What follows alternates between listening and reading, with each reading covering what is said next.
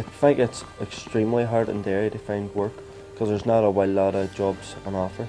And if there is jobs, then you have to be like, you have to have degrees and everything to get in the job.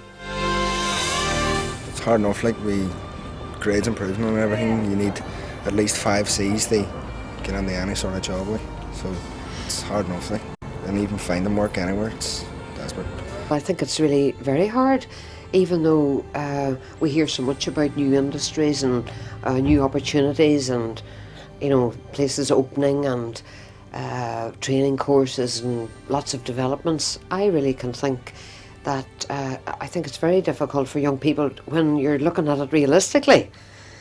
It's all very well to say there are jobs here and there are jobs there, but there are a lot of young people who really don't have a lot of qualifications and who need an awful lot of preferential help and help, you know, getting jobs. There's always careers teachers in school, like, but with the numbers of pupils in schools and everything, they'd only see like once or twice during the year, and you need more people to keep telling you what to do in your CV and the rest, know what careers you'd be interested in and what grades you'd need for them.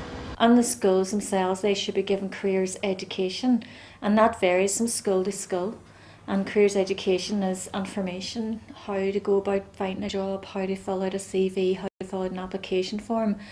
My job then is, you know, well, really, how do you plan what you're going to do later in life? And to answer your question, there isn't enough because we're really targeting year 12s or first years, and I think we should be starting with third years or second years. We had 5 or 6 different training companies coming up this, and they were offering us these placements, £40 a week, and I knew you were tempted to do it because you thought £40 a week, I'm going to go and do it. But it ain't worth it. You're better start at school and try to get a part-time job.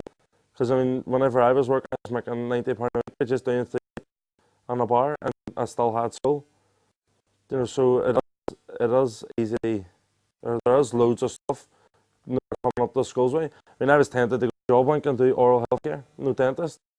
Because I thought, right, £40 a week for standing looking at people's teeth, I thought it was easy, but I was better off getting a part-time job and staying on at school. If somebody has no qualifications, what I would find is that, you know, it affects their self-confidence and how they put themselves forward at an interview. And sometimes that has more impact on an employer than the fact that they don't have a qualification. It's very difficult if you go on and you feel at your bottom of the heap to sort of project yourself well and give, you know, a good impression of yourself. And personally, I think at this 50% of it, then of course there's going to be minimum qualifications, you know, English and maths. And at 16, a lot of young people, for lots of different reasons, haven't achieved those. Not always because of ability. Maybe there's things going on at home, or they're not living at home, or they just haven't had the encouragement, or they have problems like dyslexia. And yes, it does.